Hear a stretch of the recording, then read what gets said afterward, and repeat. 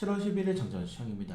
요 3대 지수는 변동성이 있었지만 상승 마감을 했습니다. 지금 뭐 뉴욕 증시가 문제가 아니죠. 국내 증시에 문제가 굉장히 많은데 최근 새마을 금고, 뭐 GS 건설 관련돼서 유도성 리스크가 다시 한번 더 시장에 확대가 되고 있는데 좀 이렇게 생각하시면 될 것 같아요. 원래 고금리를 정말 장기적으로 유지를 하고 있는 상황에서 특히 내년에 뭐 연준에 피벗 이슈가 나오고 있지만은 일단은 뭐 올해까지는 고금리 그러면은 거의 1년 6개월 이상을 장기 고금리 그리고 시장의 자금을 회수하기 위한 긴축 정책을 진행을 했잖아요. 그러면은 어쩔 수 없이 유동성이 조금 약한 고리들이 끊기게 됩니다. 미국 같은 경우는 SVB 파이낸셜 그룹이 파산을 했고요. 그리고 중국 같은 경우도 지금 대규모의 이런 이 펀드 환매 기간이 다가오는데 거기에 대해서 또 리스크들이 시장에서 새롭게 부각이 되고 있는 상태입니다. 일단 그래요. 그렇기 때문에 약한 고리들이 끊겨 나갔고 정부가 나쁘지 않게 대응을 했다라고 좀 보시면은 될 것 같습니다. 여기 이제 사실 GS 건설 같은 경우에는 정말 뜬금없는 악재라고 좀 보시면 될 것 같고 시장이 조금 빠르게 회복을 하는 모습을 보여줘야 되는데 그럼에도 다행스러운 점은 7월 초에 거의 2,000개 가까운 하락 종목이 나왔다가 이제 1,700개, 1,400개, 뭐 어제는 1,100개 이렇게 계속적으로 하락 종목들이 줄어들고 있는 모습 그런 것들은 시장이 어느 정도 이런 악재들을 견뎌내고 있는 모습이다. 딱 그런 정도까지 생각하시면 될 것 같고 자, 우선 미국의 금리 관련된 이슈가 뭐 지속적으로 뭐 논리가 많이 나오고 있는데 대부분이 금리가 아마 내년 1분기에서 2분기 정도로 인하할 가능성이 매우 높다라고 좀 생각을 하고 있습니다. 우리나라 같은 경우도 마찬가지죠. 미국을 따라가야 되기 때문에 자, 그렇게 된다면은 아까 말씀드렸던 이 약한 고리들이 어느 정도까지 내년 1분기에서 2분기까지만 버텨주면 된다. 그러면은 한 1년 정도만 지금 이런 고리들을 끊기지 않고 잘 버텨주면서 이런 파산 이슈들이 발생하지 않는다면은 좀 시장이 나쁘지 않게 회복이 될 수 있다. 이 정도까지만 보시면 될 것 같고요. 그리고 연준 인사들은 어쨌든 매파적인 발언들을 할 수밖에 없습니다.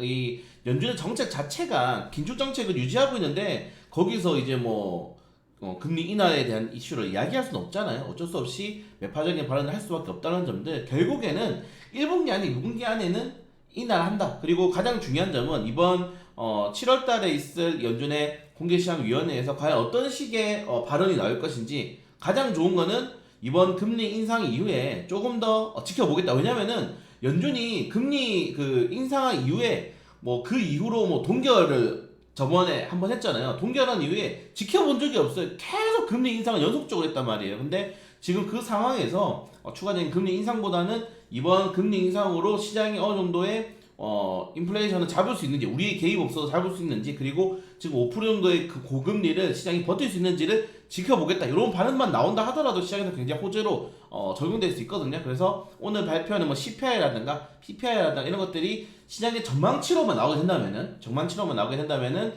이번이 아마 마지막 금리 인상 그리고 금리 동결 이후에 내년 1분기에서 2분기 안으로 피벗 나올 가능성이 높기 때문에 그때까지 뭐 우리는 좀 버티면 될 것 같습니다.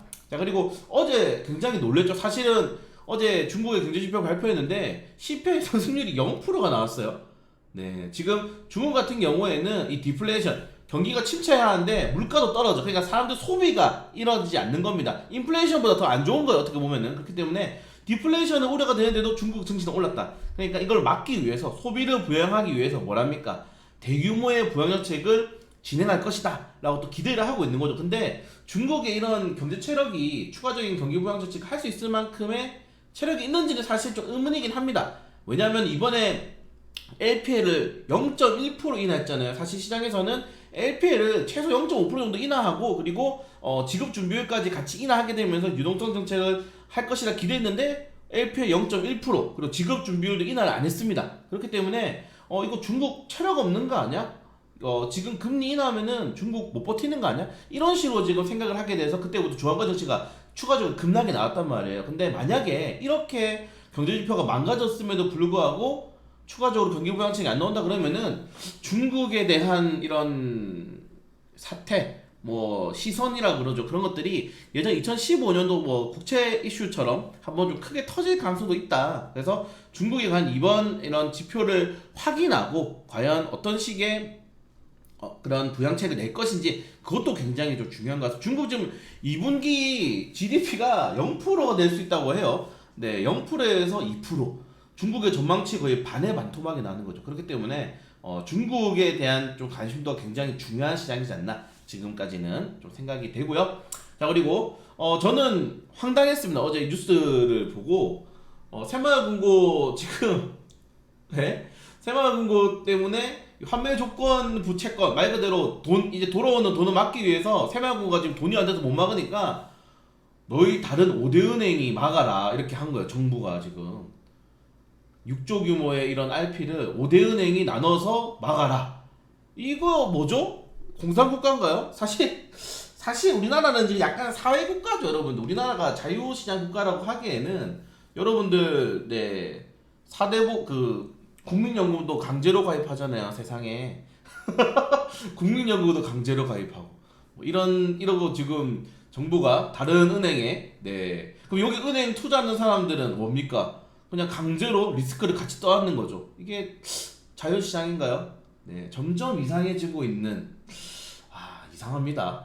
너무 시장에 개입을 해요. 물론 정부가 나서야 되죠. 사실 뭐 SBB도 어떻게 보면은 정부가 나서서 막은 거잖아요. 나서서 막는 게 맞는데 이게 그렇게 기분은 좋지 않습니다. 그냥 이거 여기에 투자하시는 분들, 5대은행 투자하시는 분들은 기분이 굉장히 좋지 않죠.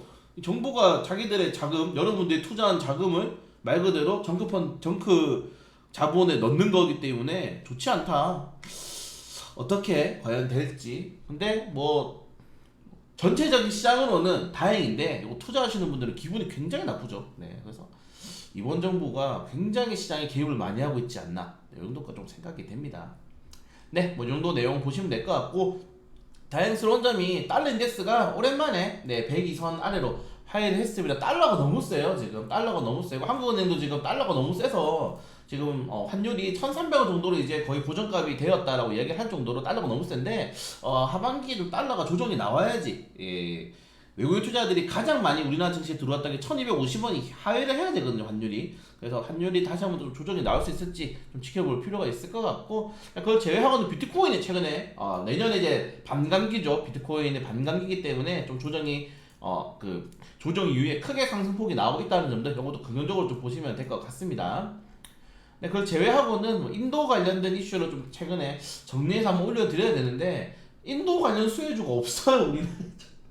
제가 이거를 뭐 정리를 하고 공부를 안 하고 있는 건 아니거든요. 근데 인도 관련 테마주를 찾고 있는데 명확하게 뭐 인도 관련 없습니다. 그래서 지금 보시는 것처럼 뭐 자료는 준비를 하고 있는데 우리나라가 여기 투자를 뭐 적극적으로 하는 기업이 없어가지고 조금 더 지켜봐야 될 필요가 있을 것 같다. 이 정도까지만 보시면 될 것 같고, 네, 좀 빠르게 넘어갈게요.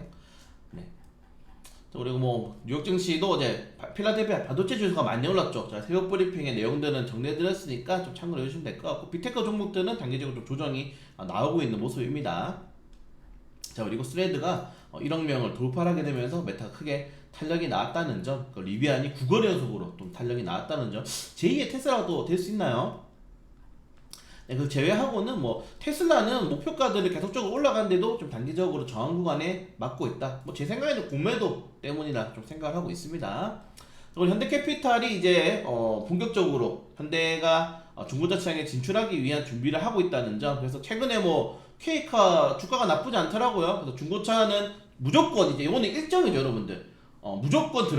무조건 이제 확정적이지 않지만 언젠가는 하는 사업이기 때문에 중고차 관련된 사업에 대기업이 진출한다면 또 새로운 좀 이 캐시플로우를 만들 수 있기 때문에 뭐 K카, 현대글로비스 주종목 좀 체크해 보시길 바라겠습니다. 이 중고차 관련 테마주도 좋은 게 요것만 보시면 돼요. K카만 보시면 돼요. K카랑 현대글로비스만 보시면 되기 때문에 뭐 나쁘지 않다. 이 정도까지만 보시면 될 것 같고, 오늘 개별적인 이슈들, 네, 야 유한양액이 대단한 것 같습니다. 네.